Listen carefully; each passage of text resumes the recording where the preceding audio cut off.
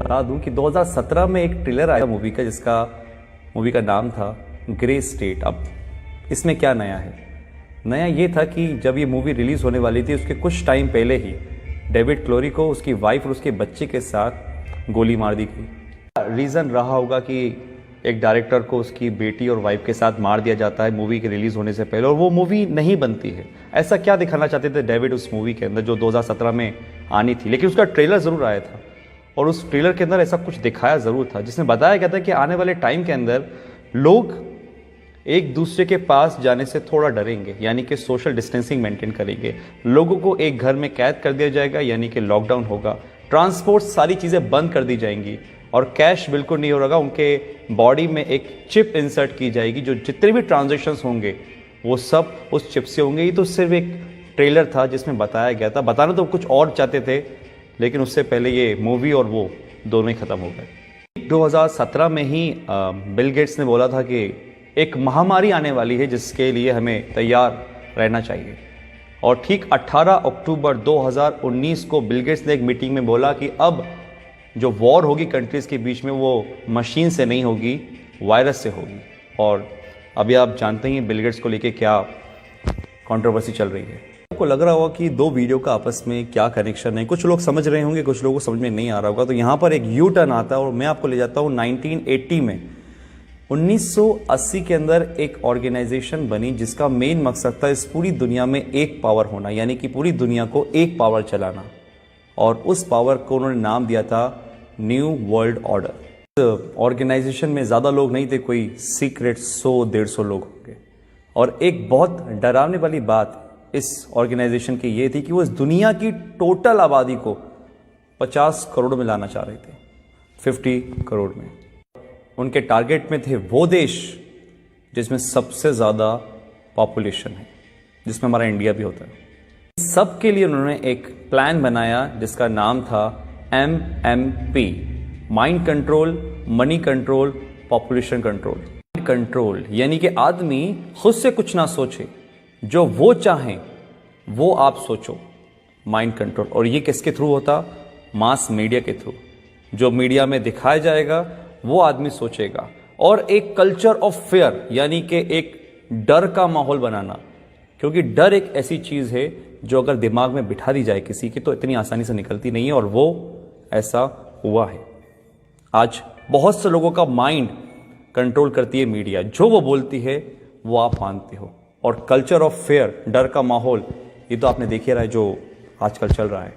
Control यानी कि आदमी जितना हो सकता है लेस कैश, कैशलेस, या जितना हो सकता है टोटली डिजिटल। और वो आपके सामने ही है। आज हमारी डिजिटल करेंसी किस तरीके से बढ़ रही है आपको पता ही है। पॉपुलेशन कंट्रोल, और वो कैसे होगी? जिस देश की आबादी बहुत ज़्यादा, जहाँ पे बहुत सारे लोग हैं, क्योंकि एक देश की ताकत उसके लोग ही होते हैं, वहाँ की पॉपुलेशन ही होती है।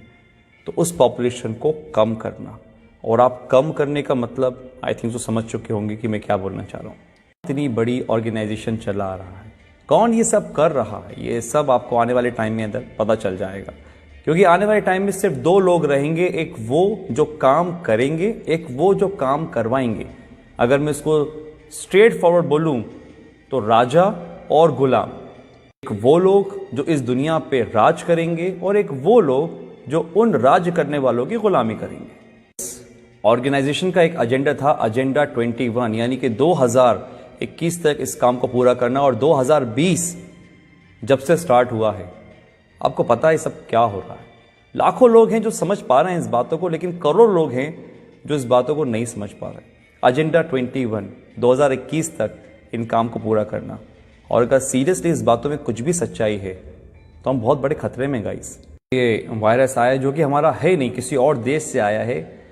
हम आपस में ही लड़ रहे हैं, कोई धर्म के नाम पे तो किसी काम के नाम पे। और जो इस एजेंडा का सबसे बड़ा फंडा था कि लोगों को आपस में लड़वा दो। आज हमारे घर में हम छोटी छोटी सी बातों पर विवाद कर लेते हैं। आज अगर हम घर से बाहर निकलते हैं तो हमारे घर वाले इस चीज़ के लिए प्रोटेस्ट करते हैं कि भैया घर से बाहर नहीं निकलो, बाहर जाओगे तो मर जाओगे। ये दिमाग में हमारे किसने भरा? कौन कंट्रोल कर रहा है हमारे दिमाग को? आप खुद समझदार हैं। बहुत से लोग बोलेंगे कि यार ये तो कुछ कहानी जैसी लग रही है। तो कहानी सही, क्योंकि जो अभी मौजूदा हालात हैं कोरोना से लेकर, ये भी कोई फिल्म की स्टोरी से कम नहीं है, जो बढ़िया से स्क्रिप्ट करी गई है और बहुत अच्छी तरीके से प्ले हो रही है। मैं आता हूँ अपनी पुरानी वाली बात पर कि जो सुबह मेरे साथ इंसिडेंट हुआ कि एक मध्य वर्ग का आदमी जो लोअर मिडिल क्लास है, जो शायद कुछ भी काम करके काम चला रहा था, वो मांगने को नहीं तैयार है। वो 3 दिन पुरानी रोटी खा लेकर छुप कर उठाकर, लेकिन वो मुझसे पैसे लेने को तैयार नहीं था। मैंने फोर्सफुली उसको पैसे लिए थे। ये हालात है। तो एक मैसेज तो ये है कि अगर आपके आसपास कोई देखे जो हो सकता है मजबूर हो लेकिन शर्म के मारे नहीं मांग पा रहा हो, तो उसकी आप ज़रूर मदद करिएगा।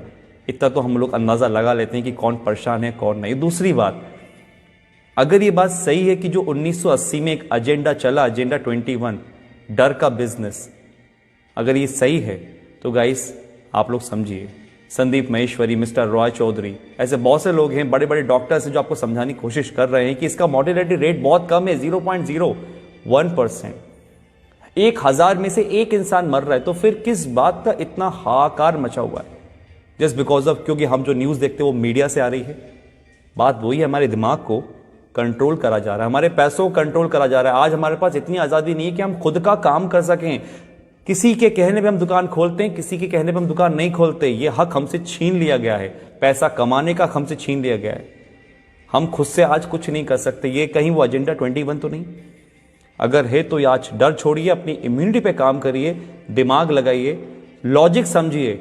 मीडिया क्या बोलती है वो नहीं, आप ये समझिए कि दूसरे जो लोग, लाखों लोग समझ रहे हैं लॉजिकल बात को, उसको पकड़िए, ठंडे दिमाग से सोचिए और फिर फैसला कीजिए कि आपको क्या करना है।